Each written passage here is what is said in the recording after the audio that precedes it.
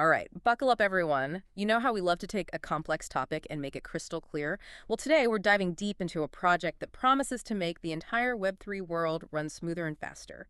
AltLayer. It sounds like a big deal, but what exactly is it, and why should you care? That's right. Today we're unpacking AltLayer. It's a decentralized protocol right at the forefront of what's called the modular blockchain movement, Yes. and also this restaking narrative that's getting a lot of buzz. Modular and restaking. Okay, keywords noted. Yeah. Think of it as like a fundamental piece of infrastructure. It's really designed to revolutionize how decentralized applications scale up. So our mission today is to cut through the jargon, understand the core problems AltLayer solves, and see how it might just change your experience with Web3. And we're basing this on some really comprehensive analytical reports and, of course, their own project documentation. Okay, let's unpack this then. We all know blockchains can be slow and, frankly, expensive when they get busy. What specific headaches in the crypto world is AltLayer trying to fix for developers and, for us users? Right. AltLayer steps in to address several critical bottlenecks that have popped up as Web3 grows. It's not just one thing, which is interesting. First, there's the scalability gridlock. As more dApps launch and get popular, main blockchains like Ethereum just get clogged. Like rush hour traffic. Exactly like rush hour. Everyone's trying to use the same highway. This means higher transaction fees, your gas costs shoot up slower processing times, and just a frustrating user experience overall. Yeah, we've all felt that pain waiting for something to confirm or seeing those crazy fees. Definitely. Then there's this issue of centralization in existing Layer 2 solutions. Many current Layer 2s, or rollups, they often rely on just one single sequencer. Sequencer, that's the thing ordering the transactions. Precisely. And having just one creates a single point of failure. It also risks censorship that could potentially block your transaction and allows for potential unfair profit extraction, sometimes called MEV.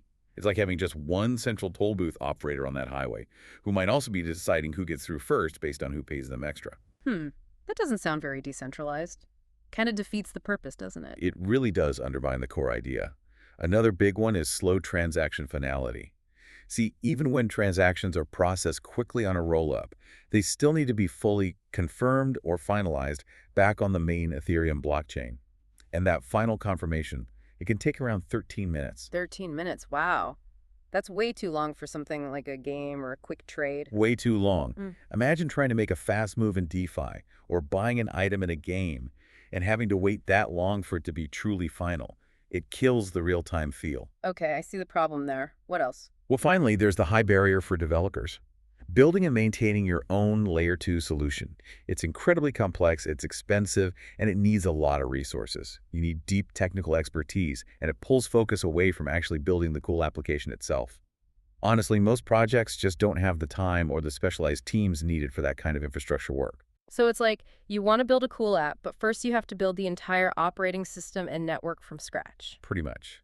So AltLayer is trying to tackle all of that speed, cost, fairness, finality, and making it easier to build. So it's about making blockchains faster, fairer, and easier to build on for everyone, from big teams to maybe even solo creators without all those usual headaches. Exactly.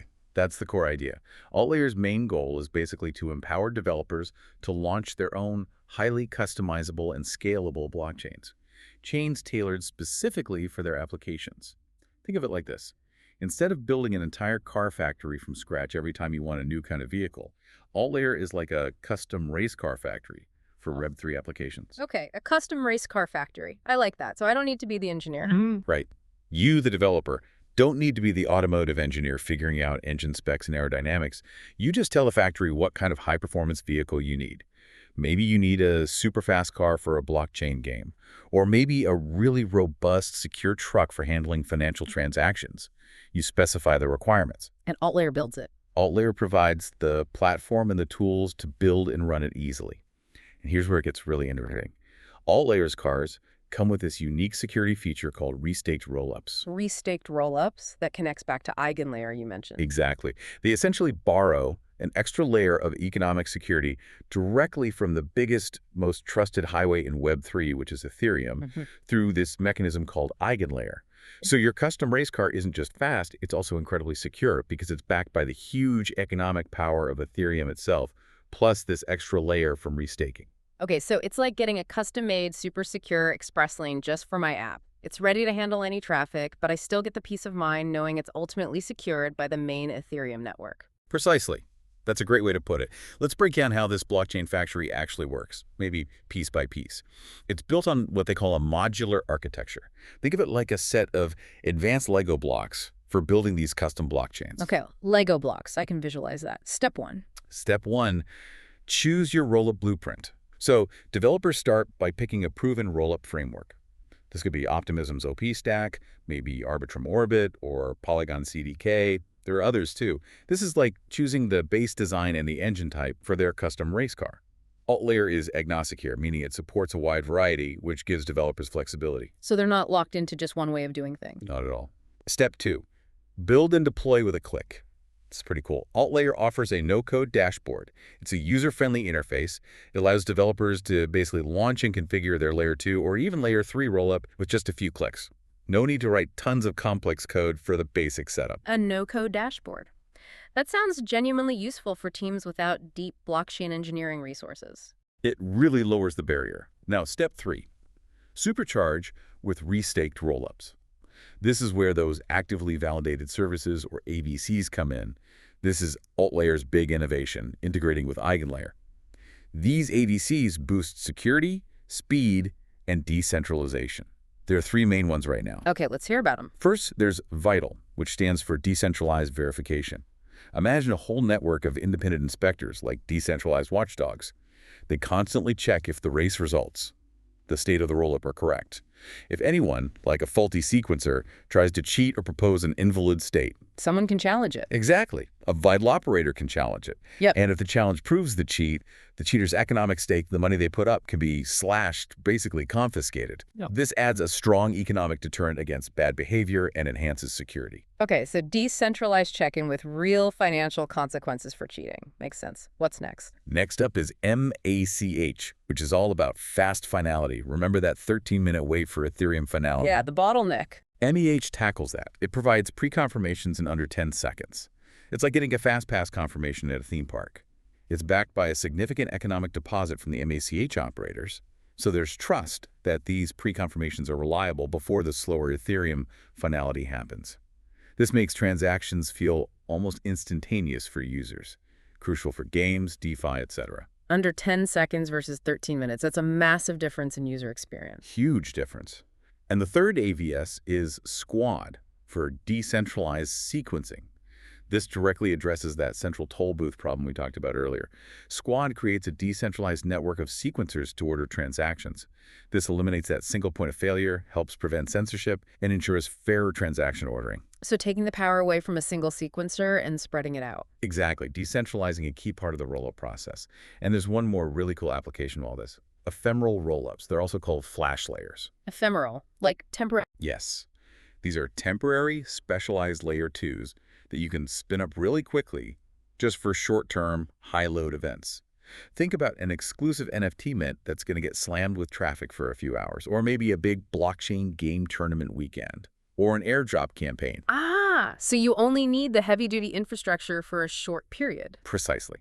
Once the event is over, the rollup can be dismantled, and all the assets and results are settled back securely onto the main layer 1, like Ethereum. This means projects only pay for that high-performance infrastructure exactly when they need it. It's like renting a huge concert venue just for the night of the show instead of owning it year-round. Super efficient. Wow. Okay. So AltLayer provides these custom blockchains, makes them super secure and fast by borrowing security from Ethereum via restaking, and even lets you spin up a temporary one for a flash event that's incredibly flexible. It really is. The modularity and the on-demand nature are key parts of the value proposition. So let's bring it back to the everyday person. If I'm just using a Web3 app, maybe a game or some DeFi platform, what does all this technical stuff actually mean for me? How does AltLayer improve my experience? Right, this is what it all boils down to, the practical benefits you'll actually notice. First and foremost, lightning fast and cheaper transactions.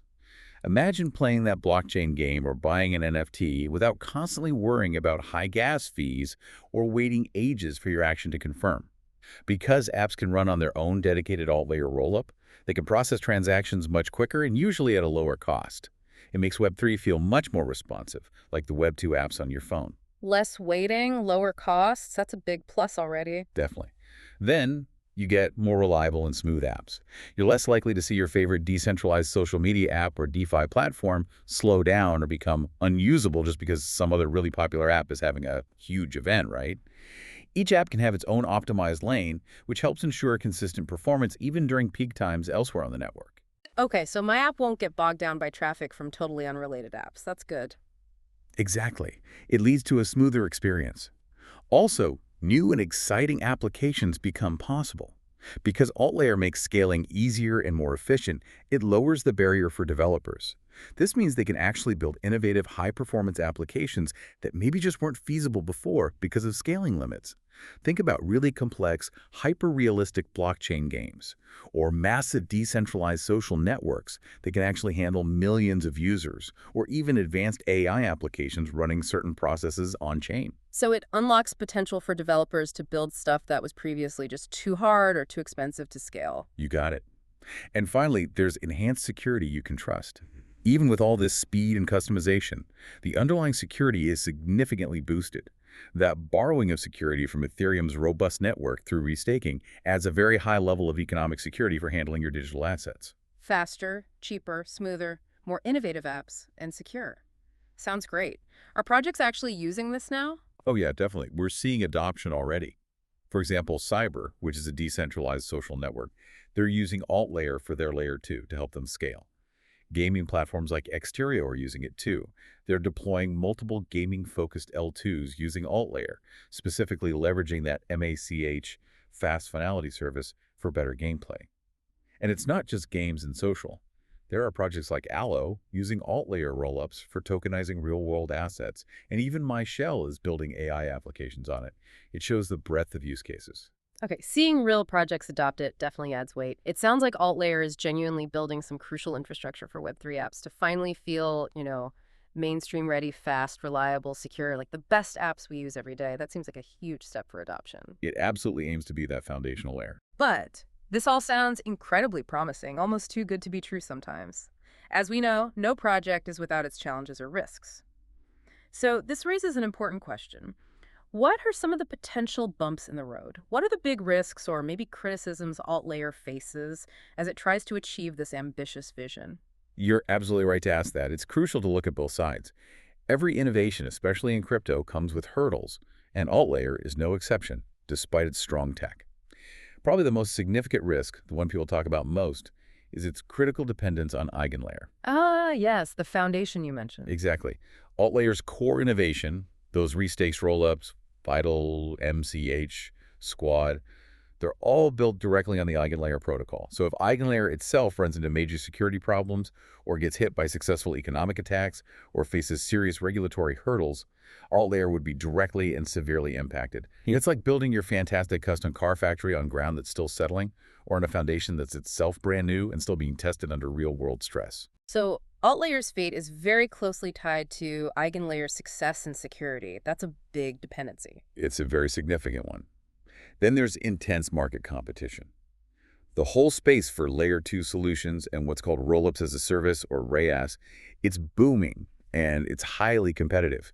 You have established players like Arbitrum with Orbit, Optimism with the OP stack, Polygon with their CDK. They're all constantly improving their own tech and tools for developers to launch rollups. Plus other RaaS providers too. If these competitors integrate similar features to AltLayer or make their own platforms even easier to use, AltLayer's unique selling points could get diluted. So they need to keep innovating fast just to stay ahead of the curve. Absolutely. Standing still isn't an option. Another area to watch is tokenomics and future supply pressure, the ALT token. While the team recently paused token vesting for 6 months, which was seen positively by some, there's still a huge chunk, over 60% of the total ALT tokens that are locked up. Locked up meaning they aren't circulating yet. Right. And they're scheduled for release in linear monthly unlocks, starting in January 2025 and running through 2028. This is often called an unlock overhang. It could create significant selling pressure on the token's price if the actual demand for the ALT token doesn't grow enough to absorb all that new supply coming onto the market each month. Okay, so potential inflation or selling pressure on the token price itself is a risk factor based on the unlock schedule. It's something investors certainly watch. Then there's regulatory uncertainty for restaking. This This whole idea of restaking is pretty new and technically complex. Regulators around the world, especially agencies like the US SEC, are still figuring out how they view staking, liquid staking, and now restaking. There's a risk, maybe a non-zero one, that restaked assets, or even the ALT token itself due to its role in the system, could potentially be classified as securities in some jurisdictions. Which would mean a lot more rules and restrictions. Potentially, yeah. Licensing requirements, operational restrictions, maybe limits on who can participate.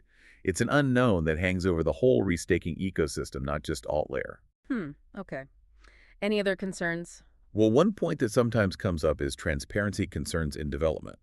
Some observers noted that AltLayer's main GitHub organization, called AltLayer, was archived and doesn't show public code repositories.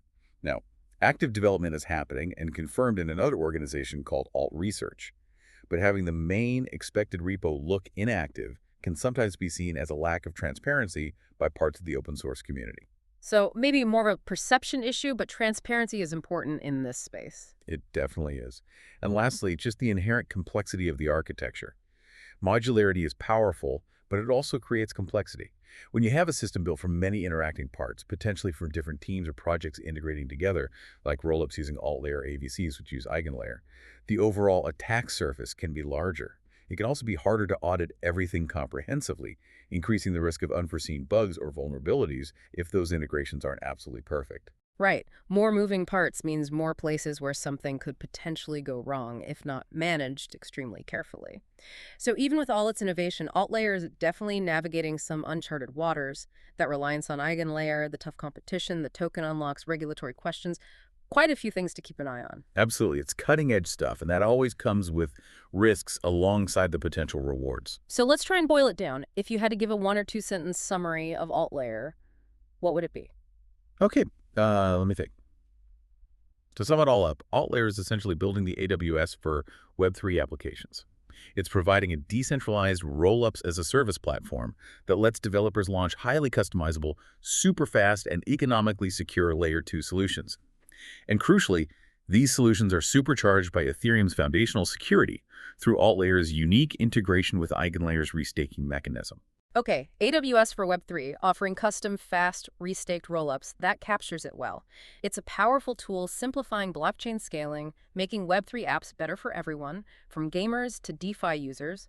But as we just discussed, it's also a cutting-edge project whose long-term success really hinges on those foundational dependencies like EigenLayer, navigating the market, and managing its token supply against growing demand. Well said. You know, this is actually a great point to quickly pause and remind our listeners of something. That's right. If you're enjoying how we break down these complex projects into simple pieces and want more reviews just like this, make sure you subscribe to our channel, CryptoBox. We do all the complex research, so you don't have to.